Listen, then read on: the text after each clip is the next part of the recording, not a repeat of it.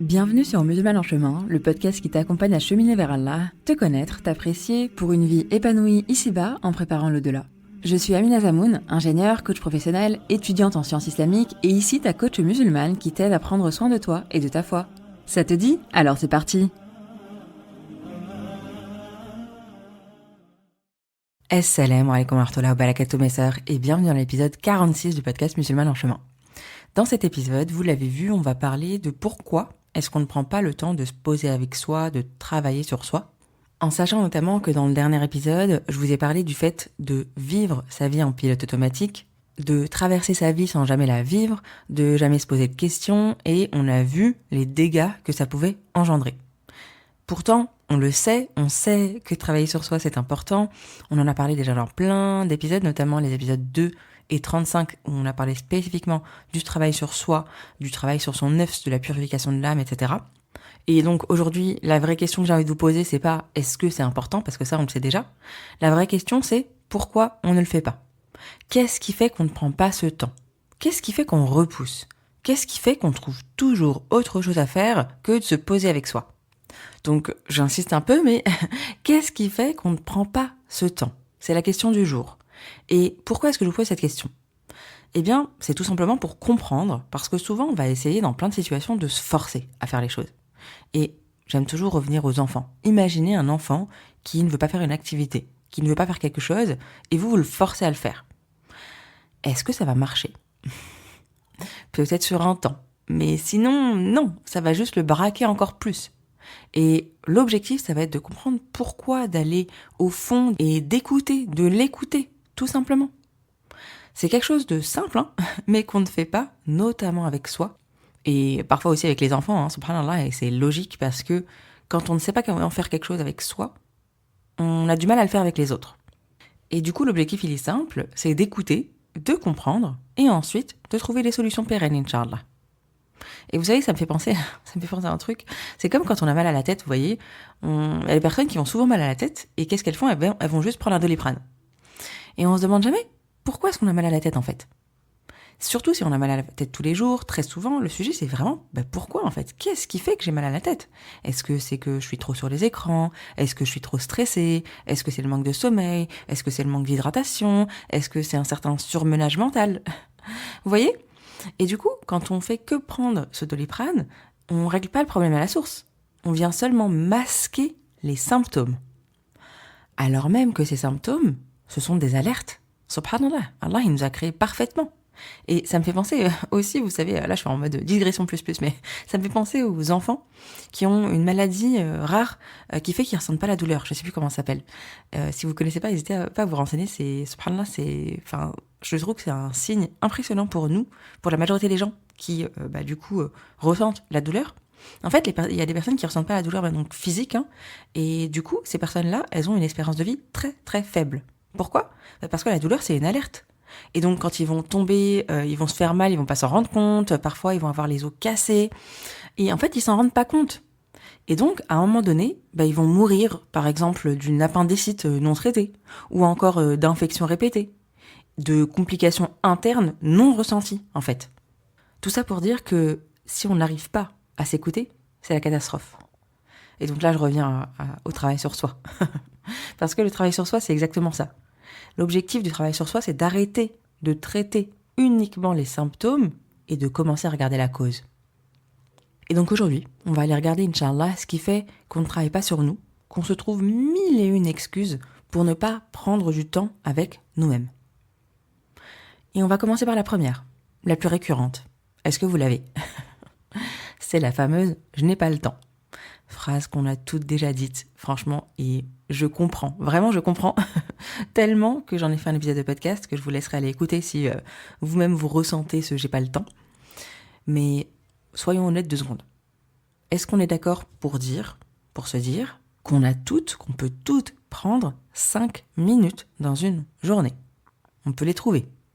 Je parle pas de 2 heures, d'accord ? Je parle pas d'une retraite spirituelle de 3 jours. Je parle de 5 minutes. On prend bien du temps pour manger. On prend bien du temps pour aller aux toilettes. On prend du temps pour répondre à un message. On prend du temps pour scroller. On prend du temps pour regarder juste une vidéo, n'est-ce pas ? Et vous me voyez pas faire les guillemets là. On prend du temps pour plein de choses. Donc, ne me dites pas qu'on n'a pas 5 minutes. Le temps, il est là. Allah nous offre ce temps. Donc, arrêtons de blâmer le temps. Et donc, Allah derrière, astaghfirullah. Parce que la question, c'est qu'est-ce que je fais de mon temps? Et ici, plus spécifiquement, pourquoi ces 5 minutes, on ne les prend pas pour nous, en fait, pour travailler sur nous? Et là, on arrive au cœur, en fait, à la vraie raison. La raison profonde et principale. Eh bien, c'est la peur. Oui, la peur. Si on ne se pose pas avec nous-mêmes, c'est parce qu'on a peur de ce qu'on va trouver quand on se pose avec nous-mêmes et qu'on se pose des questions. La peur de ce qu'on va ressentir. La peur de réaliser certaines choses. La peur de voir qu'on n'est pas bien, en fait. La peur de voir qu'on est à bout. La peur de voir qu'on n'est pas aligné. La peur de voir qu'on est dans une situation qui ne nous convient pas. Et de ne pas savoir comment en sortir. Mais le truc, c'est que c'est pas parce qu'on regarde pas que le problème n'est pas là. Vous voyez, c'est comme si on avait mis plein de choses sous un tapis, plein de saleté, plein de poussière, plein de choses qui sentent pas très bon en fait. Et ensuite, on a peur de soulever le tapis. Mais qu'on soulève le tapis ou pas, eh ben c'est là. Et qu'on le voit ou pas, ça sent mauvais. Et généralement, ça ne va pas en s'arrangeant, bien au contraire. Parce que si on regarde jamais, la saleté, elle va s'accumuler. Les moisissures vont empirer, ça va se propager, l'odeur va empirer. Et tant que je suis dans la métaphore de la propreté, là, en fait, c'est comme le ménage. Si tu nettoies jamais, ben, au bout d'un moment, ça devient invivable. Tu peux faire semblant 2 semaines, 1 mois, mais à un moment, ça y est, c'est là. Et même toi, t'es même plus bien chez toi. Bien, c'est exactement pareil avec nous-mêmes, avec notre cœur, avec notre vie. C'est pas parce qu'on regarde pas en nous que ça n'est pas là. Et encore moins que ça ira mieux. Mais du coup, au-delà de ce qu'on va découvrir, on a surtout peur de ce qu'on va se dire en fait, de notre discours intérieur. C'est quelque chose que je répète souvent, s'il y a des coachés qui m'écoutent, elles le savent. Mais généralement, on n'a pas peur, vraiment, encore une fois, je le répète, on n'a pas peur de ce qu'on va découvrir. On a peur de ce qu'on va se dire. On a peur de la future nous qui va venir nous taper dessus en fait. Et là, je vous renvoie vraiment à l'épisode sur la bienveillance, c'est l'épisode 19. C'est un indispensable, mes chers musulmans en chemin. Parce que ici, précisément, en fait, quand on commence à regarder ce qui se passe, quand on commence à se poser des questions, à regarder les choses en face, eh bien, on va se dire tout un tas de choses absolument horribles qu'on n'oserait jamais dire à quelqu'un d'autre. Je vous fais une petite liste d'exemples non exhaustifs. On va se dire, mais regarde comment t'es nulle, t'es à côté de la plaque, t'es une mauvaise musulmane, tu sers à rien. Attends, mais regarde, t'écoutes des podcasts sur le travail sur soi et tu fais rien derrière, mais regarde ta vie. Franchement, si t'étais sincère, tu ferais mieux. Ah là là, ça me tend rien que de vous dire ça. Parce que, avec une voix comme ça dans la tête, comment est-ce que tu veux avoir envie de t'asseoir avec toi, ma chère sœur, ma chère musulmane en chemin? Et honnêtement, si c'était quelqu'un d'autre qui te parlait comme ça, est-ce que tu t'assierais à côté d'elle? Est-ce que tu lui partagerais tes pensées, tes problèmes? Franchement, non. Je pense pas. On est d'accord. Et subhanallah, on est souvent douce avec tout le monde. On excuse les autres, on comprend les autres, on prend des pincettes pour les autres. Mais avec nous-mêmes, on est dur. Subhanallah. Même plus que dur. On se juge avant même de s'écouter. Subhanallah. Et le truc, c'est que si, dès que tu te retrouves face à toi, tu te critiques, bah tu vas fuir, c'est logique. Et en fait, à ce moment-là, tu vas pas fuir le travail sur toi, en fait. Tu fuis cette violence intérieure. Vraiment, on va mettre les mots dessus. C'est violent. Si n'importe qui d'autre que vous dirait ce que vous vous dites, mais vous l'accepteriez pas. Subhanallah. Et du coup, ce que j'ai envie de dire, c'est que la rahma envers soi, c'est pas un luxe, d'accord ? C'est pas quand j'aurai le temps, je serai plus bienveillante avec moi. La rahma envers soi, c'est une condition. Ce n'est pas de l'autocomplaisance, encore une fois. Parce que quand je parle de rahma envers soi, souvent quand je parle de bienveillance, etc., on a tendance à imaginer tout un discours très autocomplaisant, en mode c'est bon, t'inquiète pas, c'est pas grave, change pas, t'es bien comme ça. Alors qu'au fond, tu sais très bien que c'est pas ça. Et non, la rahma, c'est pas ça non plus, d'accord ? La rahma, c'est pas se mentir à soi. Bien le contraire. Et subhanallah, on a le meilleur des exemples. Allah est là pour nous montrer la voie. Allah, c'est Ar-Rahman, Ar-Rahim. Et par sa rahma, il nous éveille. Par sa rahma, il nous éprouve. Par sa rahma, il nous montre ce qui va pas. Par amour pour nous.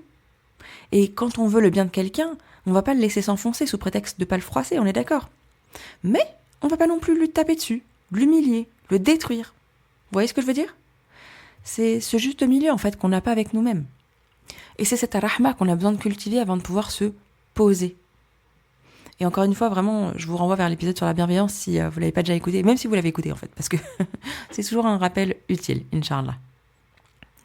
Vous voyez déjà tout ce qu'on vient de dire, tout ce qu'il y a derrière ce « j'ai pas le temps », subhanallah. Et c'est pas fini. C'est pas fini, parce que souvent, il y a autre chose. Chez nous, les femmes en général, mais encore plus en tant que femme musulmane, c'est le fait de toujours prioriser les autres. Et on va se dire, j'ai pas le temps pour moi, les autres passent avant. Une bonne musulmane, c'est celle qui se sacrifie, c'est celle qui pense aux autres avant elle, c'est celle qui supporte sans se plaindre, c'est celle qui tient même quand c'est dur, c'est celle qui sert même si elle est épuisée. Et si je pense à moi, c'est égoïste en fait. Si je dis non, je suis pas une bonne personne et je veux être une bonne personne. Et en fait, vous voyez tout ce que je viens de dire, pris séparément, c'est vraiment, ce sont des belles valeurs en fait. Vraiment, c'est vraiment très bien, même de vouloir faire passer les autres avant soi, de supporter les choses sans se plaindre, de tenir quand c'est dur. Tout ça pris séparément, oui. Servir les autres, oui. Être patiente, oui. Être généreuse, bien sûr. Être présente, oui. Le problème, c'est pas le service, d'accord ? Le problème, c'est le déséquilibre. On se rappelle ? Juste milieu. On se rappelle aussi de la métaphore de l'avion, que j'ai déjà dû vous donner plein de fois dans d'autres épisodes, mais je la redis parce que c'est toujours un bon rappel, et pour celles qui n'ont jamais écouté la métaphore, je ne vais pas vous en priver parce qu'elle est essentielle. Vous savez, dans l'avion, quand on prend l'avion, il y a toujours un petit discours au début des hôtesses de l'air, etc., pour nous dire, nous inviter, si jamais il y a un problème, à d'abord en mettre notre masque dans l'avion, notre masque à oxygène, avant de mettre celui des autres, et notamment celui de nos enfants. Parce que, intuitivement, la maman, elle veut protéger ses enfants. Mais s'il se passe quelque chose dans l'avion, s'il y a un problème, et que finalement, moi, je mets pas mon masque, je mets celui de mon enfant, et que je m'évanouis entre-temps, à quoi est-ce que je sers, en fait ? Pire encore, je vais desservir mon enfant parce qu'il aura plus de maman. Vous voyez ce que je veux dire ? Donc, c'est vraiment, je mets mon masque, et ensuite, je mets celui des autres. Parce que, est-ce qu'on arrive vraiment à être au service des autres, à servir au mieux les autres, lorsque nous, on n'est pas bien ? Franchement, je vous renvoie à plein de situations où vous n'êtes pas bien. Est-ce que vous arrivez à prendre soin des autres ? Vraiment, mais bien, quoi. Je ne sais pas. Et ça me fait penser à un élément. J'ai eu une discussion avec une coachée là cette semaine, on a fait un petit bilan, et en fait, elle s'était rendue compte qu'elle faisait pas assez de preuve de rahma envers elle, vraiment. C'était quelque chose de très difficile à faire. Elle a commencé à le faire tout doucement. Et elle s'est rendue compte, en fait, par la suite, qu'elle a su faire preuve de plus de rahma envers ses enfants. Et on a l'impression qu'on fait preuve de rahma, qu'on est bienveillante, etc. Mais si on ne se donne pas quelque chose à soi, c'est difficile de donner aux autres. Et donc, je reviens sur un point que j'ai dit tout à l'heure parce que je trouve ça hyper intéressant. Tout à l'heure, je vous disais que on faisait souvent preuve de rahma pour les autres et pas envers soi. Et c'est vrai de manière générale. Mais regardez vos proches. Regardez votre entourage intime, d'accord ? Franchement, je suis quasiment sûre que si vous ne faites pas assez preuve de rahma envers vous, je suis quasiment sûre qu'ils en pâtissent. Et ça me fait penser à un hadith du prophète sallam, j'avais pas prévu de vous parler de tout ça et de dériver, mais qui nous dit que le meilleur d'entre nous, c'est celui qui est le meilleur avec sa famille. Et vraiment, on ne connaît pas quelqu'un sans vraiment vivre avec lui. C'est là qu'on voit vraiment tous les états d'âme, parce que c'est facile d'être bienveillant avec les autres, vous voyez, moi avec vous, là, c'est facile. Mais dans ma famille, comment est-ce que je suis ? Et vraiment, c'est sur ça qu'Allah nous juge. Donc, travaillons sur ça. Et pour pouvoir travailler sur ça, être le meilleur avec sa famille, je dois être bon avec moi. Je dois avoir de la rahma envers moi. Et vous voyez, là, je vous parle des autres, mais au-delà des autres, il y a une réalité qu'on oublie complètement. Cette réalité, c'est que tu es, ma sœur, ta première responsabilité. Tu es ta première MNA, ce dépôt qu'Allah t'a donné. Parce que tu ne t'appartiens pas, en fait. Tu appartiens à ton créateur, Allah subhanahu wa ta'ala. Il y a une phrase qu'on entend souvent, c'est « je fais ce que je veux, c'est mon corps ». C'est pas totalement ton corps, en fait, c'est un prêt. Et est-ce que tu prends soin de ce prêt, de ce dépôt que tu vas rendre? Et d'ailleurs, il y a un hadith du prophète sallam qui nous dit, qui est dans le Sahih al-Bukhari, qui nous dit, dans le sens, ton Seigneur a un droit sur toi, ton âme a un droit sur toi, ton corps a un droit sur toi, et ta famille a un droit sur toi. Donc, donne à chacun son droit. Ça me donne des frissons juste de vous lire ça, je vous avoue. Parce que c'est est-ce que je réussis, est-ce que je donne son haq, son droit à chaque chose. Souvent on a des manquements, mais khair inchallah, c'est toujours des bons rappels. Et je vous dis ça et je me le rappelle à moi en première parce que c'est important de l'entendre. Le jour du jugement, on ne va pas d'abord nous demander des comptes par rapport à notre mari, nos enfants, notre mère, ni quant à la communauté. On va nous demander des comptes par rapport à nous. On va te demander des comptes, ma sœur, sur toi, ton cœur, ton intention, ton comportement, ta relation à Allah, ce que tu as nourri à l'intérieur. Et est-ce que tu as pris du temps pour toi? Prendre du temps pour toi, c'est pas égoïste, c'est être responsable. C'est prendre soin de ce dont tu devras rendre des comptes plus tard, Inch'Allah. Et vous le voyez, l'islam, c'est l'équilibre. L'islam ne nous demande pas de nous oublier. L'islam nous demande de donner à chaque chose sa juste place. Donc, pour clôturer cette partie-là, maintenant qu'on a compris que c'était pas un problème de temps, mais de peur et de priorité, on va aller regarder un peu plus en détail les peurs. Parce qu'il y a plein de peurs derrière. Et on va commencer par la peur du changement. On a commencé à le dire tout à l'heure parce que, qu'on soit honnête, dans le fond, on le sait qu'il y a des choses à changer. Même quand on veut pas regarder. Quand on se trouve mille et une excuses, on le sait. Et justement, on veut pas y aller parce que, qu'est-ce que je fais de ces prises de conscience, en fait? Et la première chose, c'est ce que j'appelle la peur de la montagne. En gros, on voit la personne qu'on aimerait être, globalement, même si c'est pas dans les détails, mais on voit la personne qu'on aimerait être, on voit la musulmane qu'on voudrait devenir, on voit la version plus apaisée, plus alignée, plus consciente de nous qu'on aimerait être. Et en face, on voit là où on est aujourd'hui. Et là, il y a un gap, il y a un écart. Un écart entre ce que je vis et ce que je veux pour moi, ce que je sais être juste pour moi. Un écart entre qui je suis aujourd'hui et qui j'aimerais être, tout simplement. Et cet écart, il fait peur. Et on voit ça comme une montagne. On s'imagine gravir d'ailleurs la montagne, vous voyez, imaginez avec moi une montagne. Vous imaginez une montagne et on s'imagine la gravir tout droit, vous voyez, à toute vitesse. Mais est-ce que c'est possible? Est-ce que vous imaginez, voilà, vous avez une montagne devant vous, et vous allez courir en basket d'ailleurs, pas du tout en botte de ski, vous allez courir en basket, tout droit pour atteindre le sommet. Est-ce que c'est possible? Est-ce que ça marche? Non, on va retomber direct. Et franchement, si vous me dites ça, vous me dites, allez vas-y Amina, monte mal équipée et cours tout droit sur la montagne. J'y vais pas en fait. Et du coup, c'est ce qui se passe. On fait rien. Mais en réalité, on monte jamais une montagne tout droit. On y va un pas après l'autre, en colimaçon, en zigzag. On tourne tout doucement autour de la montagne, un pas après l'autre, et en plus de ça, bien équipé. Et c'est exactement ça qui va nous aider à effectuer le changement. Et aussi à faire face à la peur du changement. Parce que au-delà de la montagne de choses à faire qu'on voit, il y a la peur de qui je vais devenir en fait. Ça vient toucher à l'identité. Et le changement, c'est inconfortable déjà. Et un changement durable, ça se fait étape par étape. On le voit rien qu'avec la révélation qui a pris 23 ans, n'est-ce pas? On se le rappelle. Donc, tranquille. Parce que ce qui grossit cette montagne, c'est aussi cette peur de ce qu'on va devoir mettre en place. Et de tout le travail inconfortable qui suit. Quand on travaille sur soi, quand on chemine vers Allah, on sait qu'il y a des choses auxquelles on va devoir dire non. On va devoir peut-être poser ses limites. Peut-être qu'on va devoir revoir certaines relations, modifier un rythme de vie, etc. Et c'est inconfortable, tout simplement. Donc qu'est-ce qu'on fait? On évite. Parce que le piège dans tout ça, je suis même pas arrivée au bout. Le piège dans tout ça, c'est que on pense que si on commence à travailler sur soi, ça veut dire tout changer maintenant. Alors que non. Se poser avec soi, c'est pas prendre toutes les décisions aujourd'hui. C'est pas transformer toute sa vie en une semaine. C'est juste y voir clair. Et y voir clair, c'est le premier pas. Mais c'est juste arrêter de faire l'autruche, en fait. Et quand je vous dis ça, j'ai envie d'aborder un autre point très important, surtout chez nous, encore une fois, femmes musulmanes. Un point qui bloque énormément, mais de manière très subtile, subhanallah.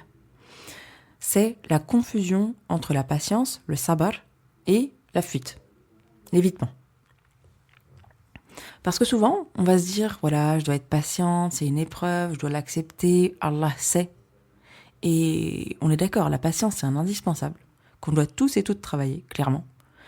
L'acceptation du décret divin, mais, il y a un gros mais. Il y a une confusion hyper dangereuse et subtile entre la patience et, encore une fois, l'évitement. Parce que la patience, c'est pas nier ce qu'on ressent. La patience, c'est pas étouffer ce qui se passe en nous. La patience, c'est pas non plus faire semblant que tout va bien. D'accord ? Parce que souvent, on va dire oui, il faut juste patienter, je patiente. Et en fait, cette patience, c'est juste qu'on évite de regarder cette colère qu'on a en nous, cette frustration, le fait qu'on s'éloigne peut-être d'Allah. Et on va tout mettre, vous voyez, tout mettre sous l'étiquette de « je suis patiente ». Mais c'est pas ce qu'Allah nous demande. Hein. Allah, il nous demande de faire les causes en sachant que le résultat, la finalité, lui appartient, en acceptant son décret divin. Et le vrai sabar, c'est justement d'oser regarder ce qui fait mal, en sachant qu'on n'a pas le pouvoir de changer les choses, on a le pouvoir de faire les causes. C'est ça le vrai sabar.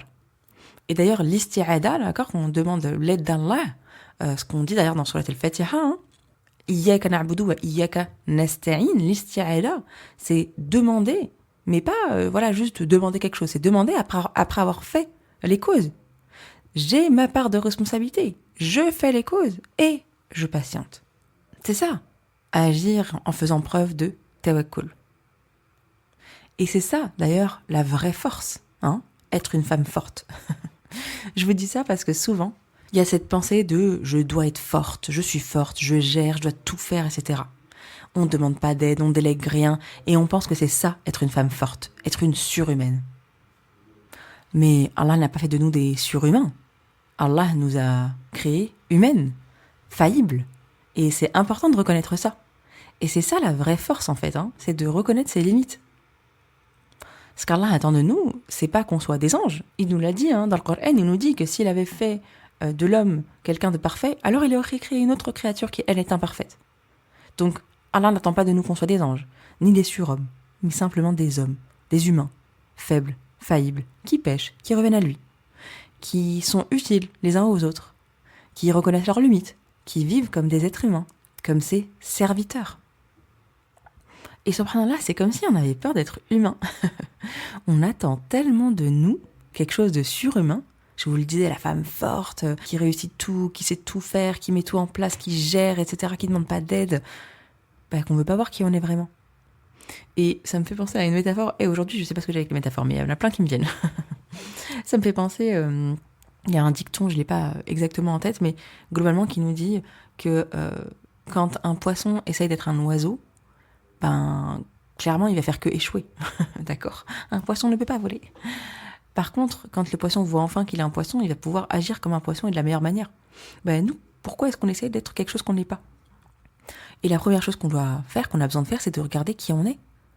Et là, si je reviens au sujet du jour, en fait, en regardant nos pensées, on a peur de regarder qui on est vraiment. Et il y a cette peur de qui est-ce que je vais découvrir, en fait, quand je regarde mes pensées. Et notamment dans toutes ces pensées-là, ce que j'entends souvent, c'est la peur de découvrir qu'on doute, par exemple. Et du coup, qu'est-ce que je fais avec ces doutes ? La peur de découvrir qu'on est loin, qu'on n'est pas là où on pensait être, que ce soit de manière spirituelle ou pas, hein, même dans notre vie mondaine.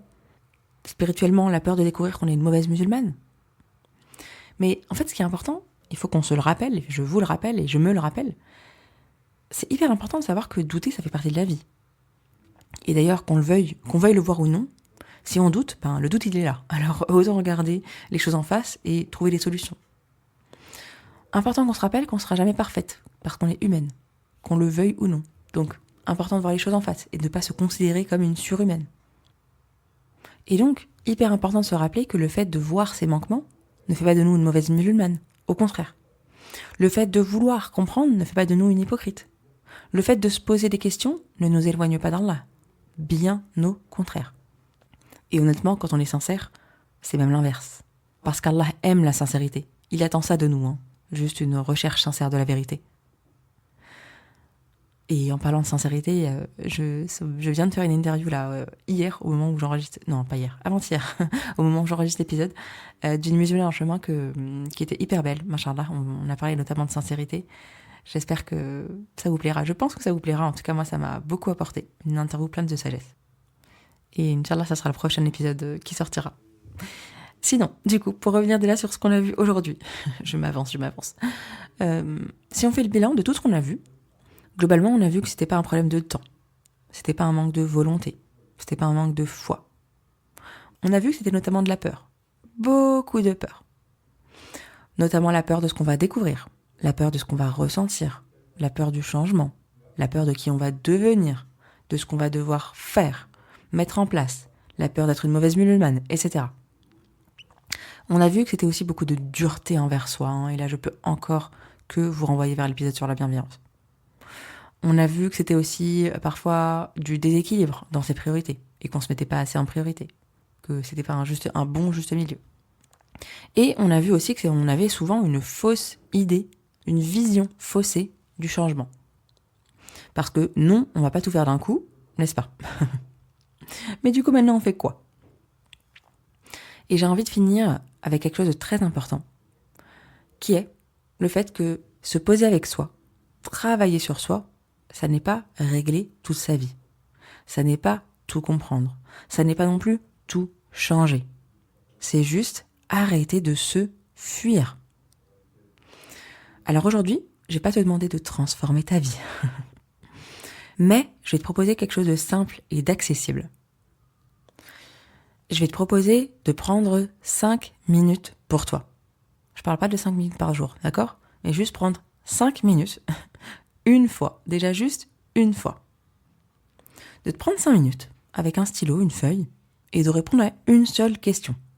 Vous avez vu, on y va petit à petit, étape par étape. Et du coup, de se poser une question, mais qui est essentielle. Qu'est-ce que j'évite de regarder en ce moment? L'objectif de cette question, c'est pas d'agir, c'est pas de décider, c'est juste de voir. Et Inch'Allah, une fois que vous poserez cette question et que vous noterez, vraiment je vous invite à noter, pas juste rester dans votre tête, hyper important. Arrêtez-vous sur ça, arrête-toi sur ça ma sœur, sur ce que tu viens de noter, et dis Alhamdulillah. Alhamdulillah, Alhamdulillah, Alhamdulillah. Parce que c'est un énorme bienfait de pouvoir faire ça. Parce que commencer, c'est déjà immense. Le premier pas, c'est le plus difficile.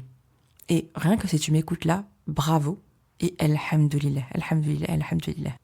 Parce que déjà, se remettre en question, c'est un grand bienfait. C'est une ni'ma, vraiment. Alors soyons reconnaissants. Et Allah nous l'a dit, là je vous renvoie d'ailleurs à l'épisode sur la gratitude, mais si on est reconnaissant, plus on va être reconnaissant et plus il nous augmentera en bienfait. Donc qui ne veut pas de ça? Donc Alhamdulillah. Voilà pour cet épisode, j'espère que ça vous aura apporté, vous aura aidé à comprendre un peu ce qui vous bloquait pour travailler sur vous. D'ailleurs, que ce soit si vous travaillez déjà sur vous ou si vous ne travaillez pas assez sur vous. On va pouvoir, maintenant qu'on a compris ça, on a compris ce qui nous empêche de travailler sur nous, on connaît aussi l'importance de travailler sur soi, eh bien on va pouvoir aller se poser des questions essentielles. J'espère que vous êtes prêtes parce que les prochains épisodes, Inch'Allah, on va se poser des questions qui piquent un peu. Et avant de vous quitter, dernier élément, mais pas des moindres, l'objectif des podcasts, vous le savez, c'est que ça soit écouté. Mon objectif, j'essaie de mettre mon intention et qu'Allah me permette de clarifier mon intention constamment, que ce soit un bien, que ce soit aussi une sadaqa jariya, parce que subhanallah, en fait, les podcasts, ils peuvent être écoutés au moment où on les sort, mais bien après. Et je l'ai vu pendant la pause que j'ai faite au niveau du podcast, alhamdoulilah, le podcast a continué à être écouté et alhamdoulilah pour ça, encore une fois. Mais du coup, là, je reprends le podcast et je fais les causes et je vous demande de faire des causes pour que le podcast continue à être écouté. Alors, n'hésitez pas, si le podcast vous a plu, à mettre un avis accompagné 5 étoiles parce que c'est ce qui permet vraiment aux plateformes comme Apple Podcast, Spotify et autres de propulser ce podcast et faire du coup qu'il soit plus écouté. Vous voyez, ça remonte, ça fait des propositions à des personnes qui écoutent des podcasts similaires. Et bien sûr, n'hésitez pas à le partager autour de vous. C'est ce que je fais aussi avec les podcasts qui me parlent. Je les partage sur les réseaux, à mes proches, en direct, etc. Donc n'hésitez pas. Barakallahu fikoum à vous par avance. On n'oublie pas de faire les exercices et qu'Allah nous permette d'être un bien les unes pour les autres. Amin ya Rab. Merci d'avoir écouté cet épisode jusqu'au bout. Si c'est le cas, j'imagine qu'il t'a apporté.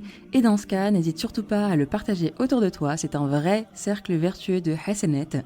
Et bien entendu, si ce n'est pas déjà fait, n'hésite pas à laisser un avis accompagné de 5 étoiles sur la plateforme de ton choix. Qu'Allah te préserve ma sœur et te facilite tout ce qui est un bien pour toi.